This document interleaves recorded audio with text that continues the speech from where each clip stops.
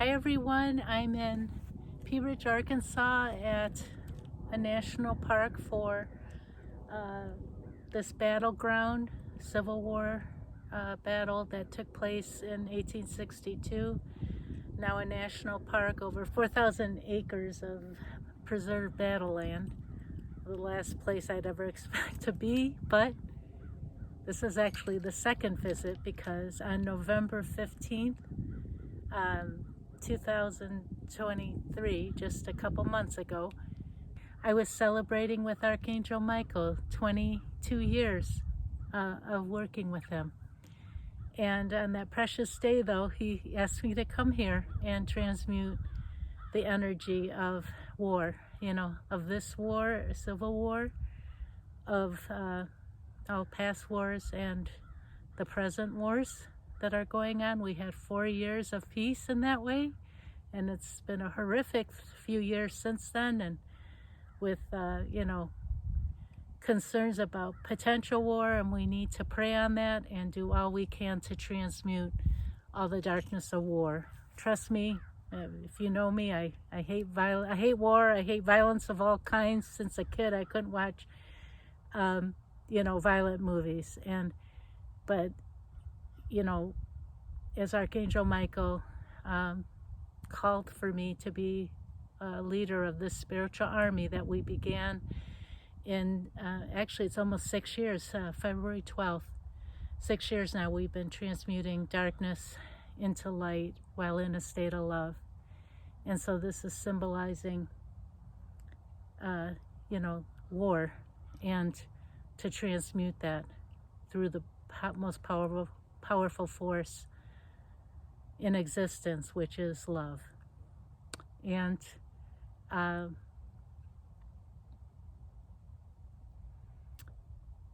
when I came here, it's like this road you take through these hundreds and hundreds of acres of land.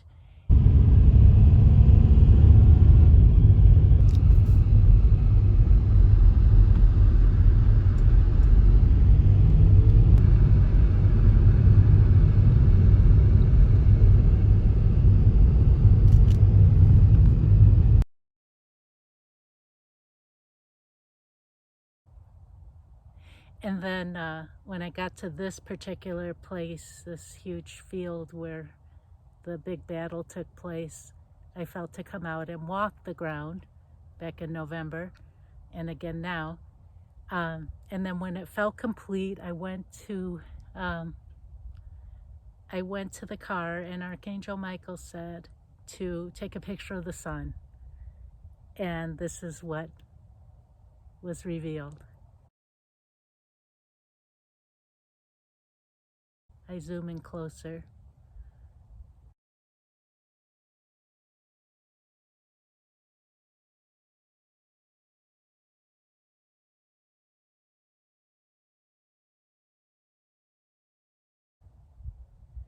And you may see a figure of an angel. To me, it's Archangel Michael saying, healing received. And this isn't the first time this has happened. Some of you know the story, the amazing story of when I was guided to go to south of France. I'll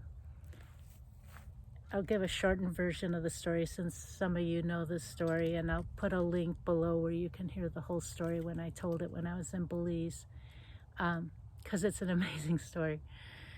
But in 2016, I was invited to help lead a pilgrimage in south of France for Mary Magdalene, and I didn't, it wasn't the message I got was I need to do this myself. So later that year in September, I went to south of France. I always wanted to see Paris, but I wasn't there for that. I needed to just be where Mary and Christ walked together. And anyways, so if you read, I can see clearly now. I tell the story of how,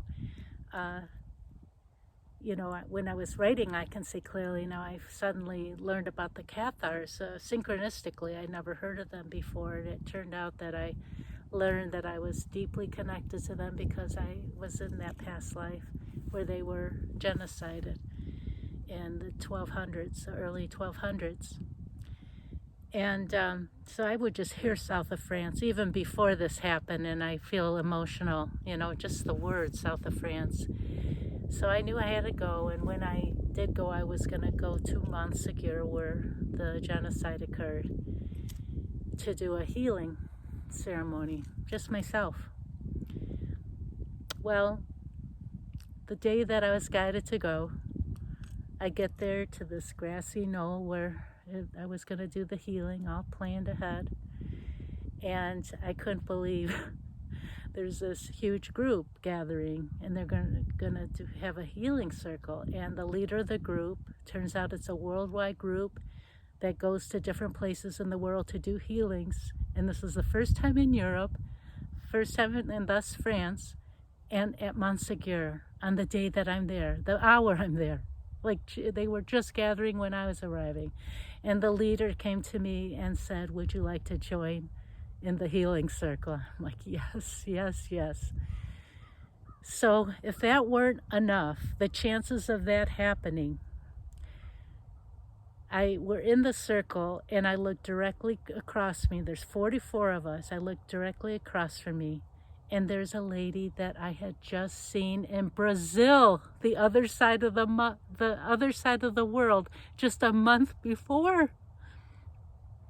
What are the chances of that? I mean, you could be in a city of, a town of 5,000 and not run into anyone for years, It's just the way the world is. But like synchronicity, we were meant to meet, and we ended up seeing each other a few times. I tell the whole story. You've got to, if you haven't heard it, please watch. It's an amazing story.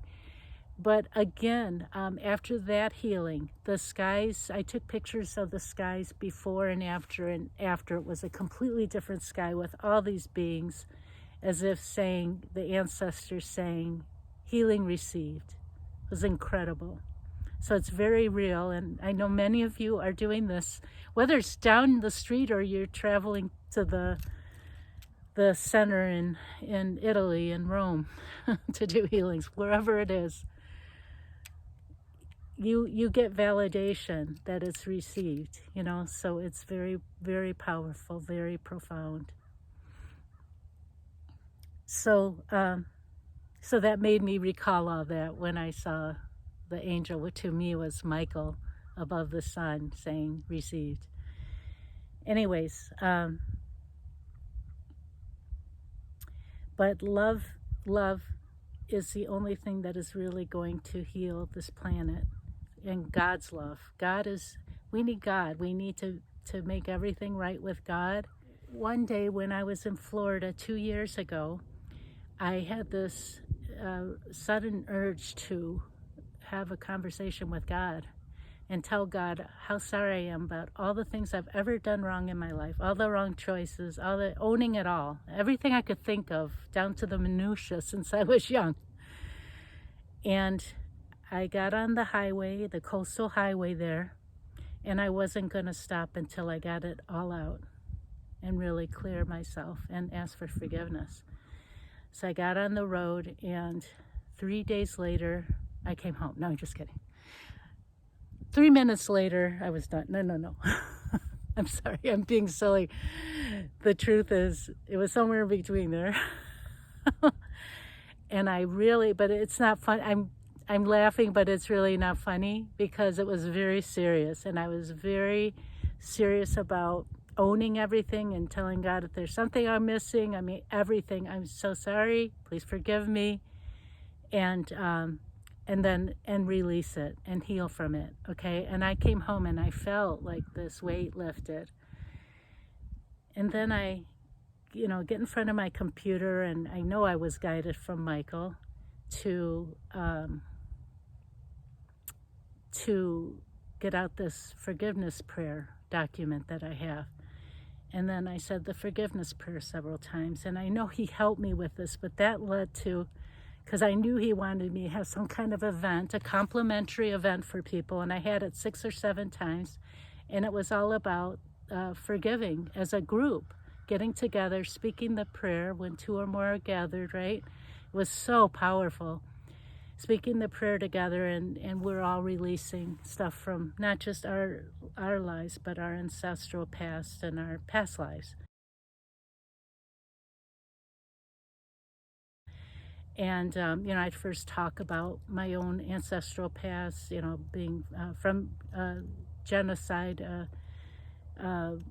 the Armenians in 1915. 1.5 million Armenians were genocided, so I have that in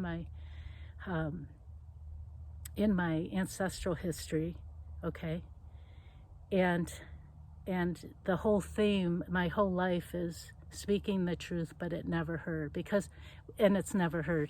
And actually, that genocide, a lot of people don't even know about it, the Armenians and their suffering of all those people, so horrific.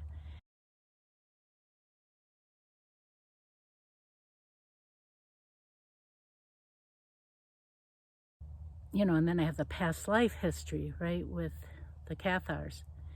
So I came in with that, okay? So then so many things are running our present life and we don't realize that it took me a long, long time to figure this out, that all needs to be acknowledged and healed. And I mean, to this day, like I just, where this whole thing where I speak the truth and it's not heard,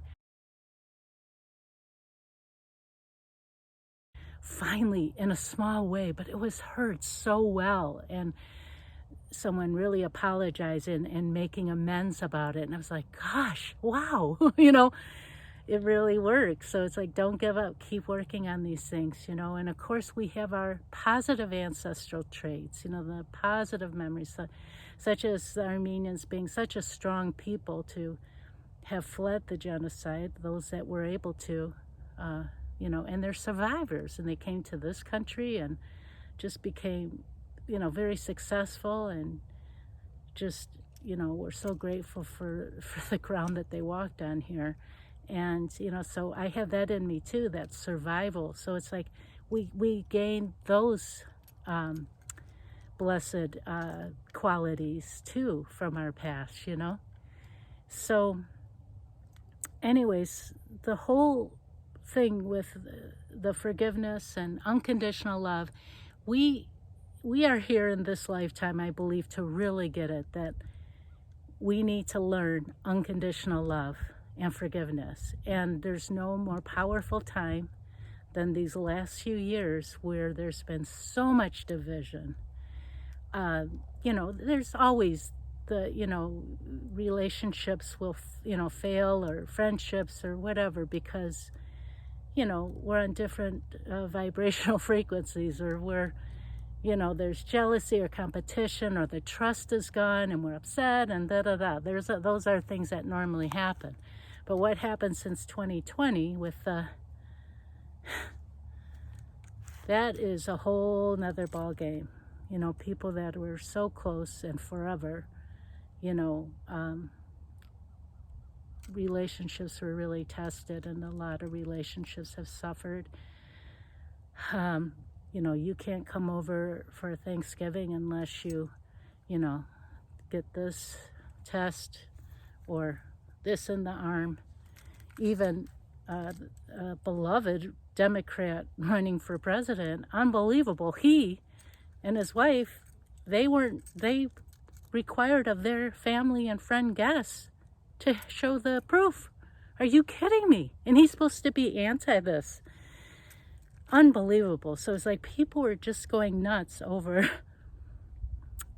this craziness, because we were all being force-fed the fear, And again, in my life, like I called it before, a few weeks before even lockdown. I said, don't go into the fear, and I kept saying to everyone about this, the truth, and warning people. And I lost hundreds of friends, connections, acquaintances, social media, my followers, so many of my staunch followers just, suddenly left me. But you know what? I wouldn't do it any different. Absolutely not. As so many of my fellow truther friends, nothing was going to stop us to keep putting out the truth. And there's still people that don't see it.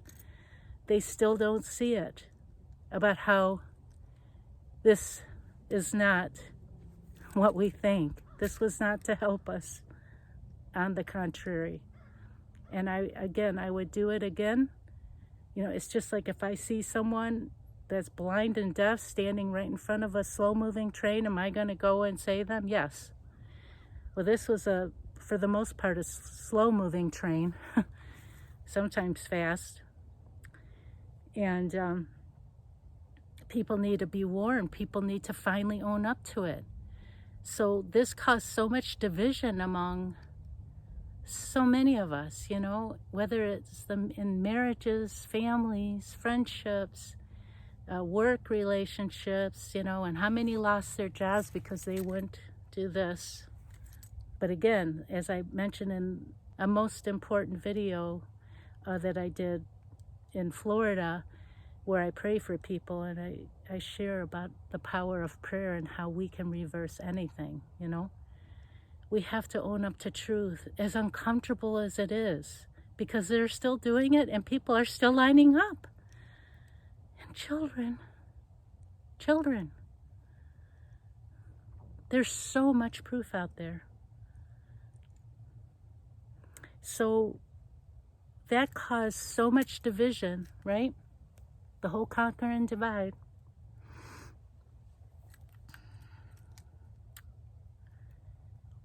And those relationships that never were meant to, I really believe things will shift in the future, because people are waking up and realizing that they were, played with, manipulated, gaslighted to an astronomical degree. Truly the greatest. Yeah. And it is so, so, so important to hold unconditional love and forgiveness in general, but especially in these instances where people weren't themselves. And I see so much division. It's so sad, and it's like, just keep the faith, bring God into it, pray on it, and still hold the love. Still hold that love that you have for them. See it from a bird's eye view. Even if you're upset and angry and frustrated, those are real feelings we have to feel. But then see it from a higher level, that love will never change. Hold that love for that person. It can be eternal. It could be a feeling, an eternal feeling. I don't care if it is the cruelest betrayal ever, and you just can't believe the impossible happened, which when the absolute impossible happens, darkness is absolutely behind it. I've seen it, and it's seen it again. I've experienced it in my own life to a horrific degree, but I just hold on to the unconditional love, and I've seen it change. I've experienced it where by holding that love, things can shift. It's beautiful. And it might not shift today and it might not shift tomorrow, but it will shift. So hold the unconditional love and forgive. Even if you have to keep forgiving. Because when you're still going through a really hard time and still hurt and all that, sometimes you need to forgive again and again. And sometimes you need to forgive yourself too. Face the reality of what's going on, to hold on to love, to forgive. Honestly, when we really get this as a people, it'll change the world. To just hold on to the love. That doesn't mean you're not upset. It doesn't mean that you're not hurt and crushed to the core. But you still have that love. You know who you know. And that is so powerful. When you feel that love still, despite what has happened, it's incredibly powerful. Okay, so I'm going to segue into another story about just miraculous meetings, such as the lady in south of France, such as I mean, since I've been in Arkansas, it's been amazing, just these meetings. I mean, I'm not happy here, really. I'm here for, to do stuff like this, to transmute darkness, and it is temporary, as I mentioned in my last video. But just some beautiful things happen too, So I was the first time I've been to southern Arkansas 3 times to mine crystals, and the very first time I went there, in I think November, I was sitting in this dirt hill and just kind of going through the dirt, and I heard, look above you, and I didn't even see it. It was not in my sight. And it was this heart-shaped rock. But not only that, but right where the heart comes together here is a crystal. I was like, oh my gosh, that's amazing.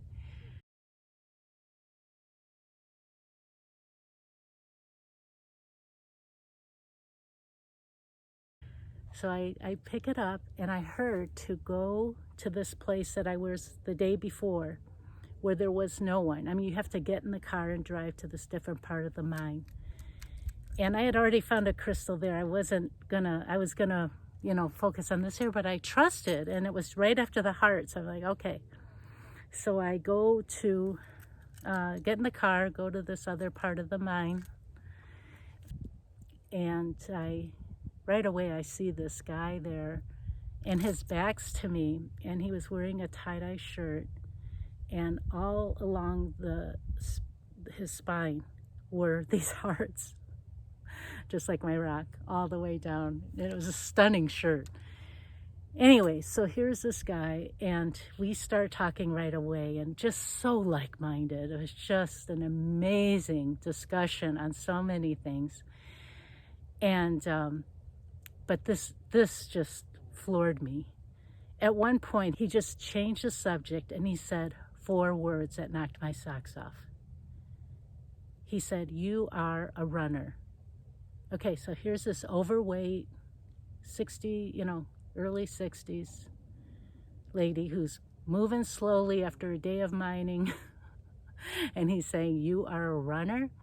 I said, "I can't believe you said that." I said, "I just told my friend, like the day before or something, how much I used to love jogging, like 5 miles a day. I wish I could do that again. I love that freedom. I love that feeling of freedom and movement."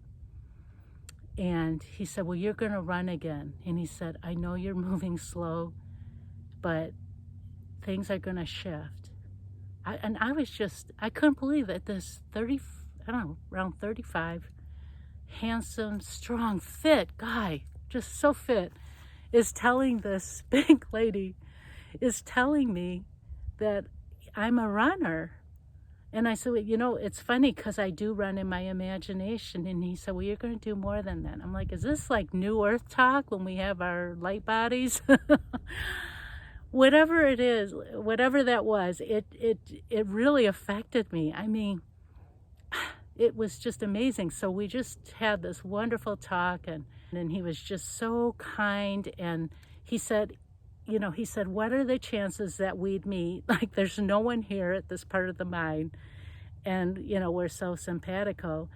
And it's like, that's exactly what I felt. And that's what I told the people at that last time I shared in that last video about meeting those people in the shipping center, and we stand there for 90 minutes. It's like these magical meetings are happening. We're being brought together with like-minded people, so we are stronger in that way. We don't feel alone.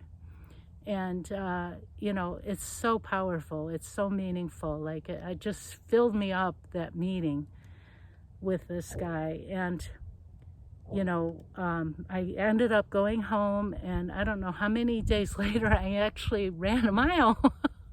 I couldn't believe I could do it with my feet issues, my knee issues, but I just I did it. I just did it. And then I had done that 110-day alternate day fasting last year, and I I've started it again to do another one. It's just like, it really, that one meeting just did so much. So it's like when you feel guided, you hear that those leave nows or go here, trust it. If I didn't listen and I just stayed in the one area I was happy digging in, would never have happened. So trust that guidance. It's incredible. Our angels are so amazing and they're helping us all the time. I could cry rivers and rivers. Like, it happens again and again, but we have to trust that voice, you know, the positive voice, not the negative voices that can mess with us. And that'll be the next video that I keep putting off. That will be, I'll make a video soon, actually, on that. But we must trust, and you know what you know, and you know who's with you, and go with it, because miracles happen, and it literally can be life-altering. Like, to me, that was a life-altering meeting, and I've had others too, but I'm trying to go chronological. It was just so beautiful. Anyways, so unconditional love and forgiveness makes all the difference in the world. There is no greater force than love. Love is everything. I have my love is everything sticker on my water, and I speak love into my water. And you know, food, I pray. We have to pray over our water and food now. Like, there's so much messing with our sustenance on such crazy levels. Even those of us that buy organic food all the time, just pray on it. We have to do the best we can, make the right choices, and pray on it.